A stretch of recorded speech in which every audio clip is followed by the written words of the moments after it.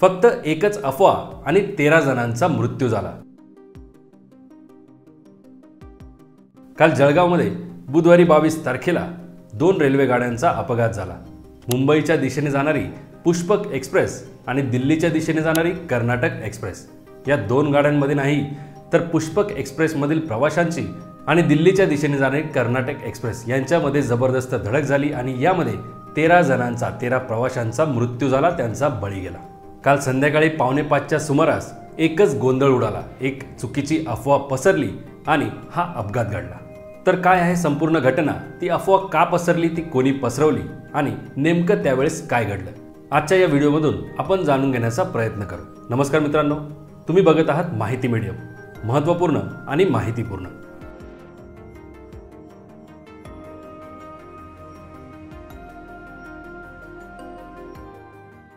तर काल बुधवारी 4 वाजेच्या सुमारास लखनौ मुंबई पुष्पक एक्सप्रेस ही मुंबईच्या दिशेने रवाना झाली। काही अंतर कापल्यानंतर परदाडे स्थानकाजवळ आल्यानंतर वळण असल्यामुळे गाडीचे ब्रेक्स लागले, गाडी स्लो झाली। आता अनेकदा गाडी ज्यावेळेस अचानक ब्रेक मारते त्यावेळेस घर्षणामुळे गाडीच्या चाकांमधून धूर येतो, त्याचप्रमाणे काही वेळेस ठिणग्या देखील उडतात।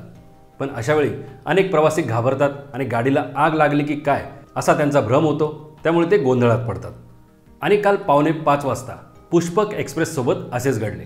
समोर पूल आणि वळण असल्या कारणाने गाडीचे ब्रेक्स लावले, ब्रेक्स लावल्यामुळे गाडीच्या चाकांमधून धूर बाहेर आला, तसेच ठिणग्या देखील उडाल्या आणि गाडीमध्ये आग लागल्याची चर्चा एकदम सुरू झाली। त्यातच गाडीच्या जनरल डब्यामध्ये प्रचंड गर्दी होती आणि एका चहावाल्याने गाडीमध्ये एका बोगीमध्ये आग लागल्याची अफवा उडवली। मग काय तर घाबरलेल्या प्रवाशांनी लगेचच गाडीची चेन पुलिंग केली आणि गाडी त्या पुलावर जाऊन उभी राहिली। आता गाडीमध्ये आग लागली, त्यामुळे स्वतःचा जीव वाचवण्यासाठी प्रवाशांनी गाडीच्या दोन्हीही बाजूनी गाडीमधून उड्या टाकण्याचे प्रयत्न सुरू केले। त्यातच गाडीच्या डब्यात सुद्धा घाबरल्यामुळे चेंगराचेंगरी सुद्धा सुरू झाली। प्रवाशांनी पटरीवर उड्या तर टाकल्या, पण समोर वळण असल्या कारणाने त्या वळणावरून दुसऱ्या दिशेने म्हणजेच दिल्लीच्या दिशेने जाणारी कर्नाटक एक्सप्रेस येत असल्याचं त्यांना भान राहिलं नाही, ती गाडी दिसलीच नाही। त्यामुळे कोणालाही काहीही कल्पना येण्या अगोदरच या गाडीने अनेक प्रवाशांना चिरडले, अनेक प्रवाशांना धडक दिली।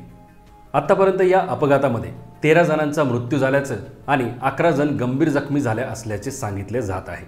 या अपघातानंतर जवळपास 6च्या सुमारास म्हणजे 1.5 तासानंतर पुष्पक एक्सप्रेस मुंबईच्या दिशेने रवाना झाली, परंतु कर्नाटक एक्सप्रेसच्या चाकांमध्ये अडकलेले मृतदेह काढण्याचे काम सुरूच होतं। रेल्वे सुरक्षा दलानं बचाव कार्य तातडीने सुरू केलं आणि जखमींना तसेच मृतदेह घेऊन हे जवळच्या रुग्णालयामध्ये पोहोचले। या अपघाताची माहिती मिळताच मंत्री गिरीश महाजन हे सुद्धा अपघात स्थळी पोहोचले आणि त्यांनी तिथल्या परिस्थितीचा आढावा घेतला। यानंतर राज्याचे मुख्यमंत्री माननीय श्री देवेंद्र फडणवीस यांनी झालेल्या घटनेबद्दल दुःख व्यक्त केले, मृतांच्या परिवाराला 5 लाखांची मदत जाहीर केली। त्याचप्रमाणे जे लोक जखमी आहेत, जे प्रवासी जखमी आहेत, त्यांचा सर्व उपचार हे राज्य सरकार करणार आहे असे देखील जाहीर केले। जे 13 प्रवासी मृत झाले त्यामध्ये 9 पुरुष, 2 महिला आणि एका 10 वर्षाच्या मुलाचा समावेश आहे। मृतांपैकी मुंबईतील 1, उत्तर प्रदेशातील 3 आणि नेपाळमधील 3 प्रवासी असल्याचे सांगितले जात आहे। इतरांची ओळख पटवण्याचे काम आता सध्या सुरू आहे। त्याचप्रमाणे सर्व मृतदेह हे जळगावच्या जिल्हा रुग्णालयामध्ये आणले जात आहेत। त्याचप्रमाणे त्यांची ओळख पटल्यानंतर ते मृतदेह त्यांच्या नातेवाईकांच्या ताब्यात देण्यात येत आहेत। या घटनेची दखल देशाचे पंतप्रधान नरेंद्र मोदी यांनी सुद्धा घेतली असून त्यांनी ट्विटद्वारे मृत प्रवाशांना श्रद्धांजली वाहिली आहे। जे प्रवासी जखमी आहेत ते लवकरात लवकर बरे व्हावे अशी देखील त्यांनी प्रार्थना केली आहे। पण फक्त एक अफवा आणि त्यामुळे 13 जणांचा बळी गेला। जळगावमध्ये घडलेली ही घटना अत्यंत दुर्दैवी आहे। त्यामुळेच रेल्वेमधून प्रवास करत असताना कुठल्याही अफवांवर लगेचच विश्वास ठेवून आपला जीव धोक्यात टाकू नये असे आवाहन आता प्रशासनाने केले आहे।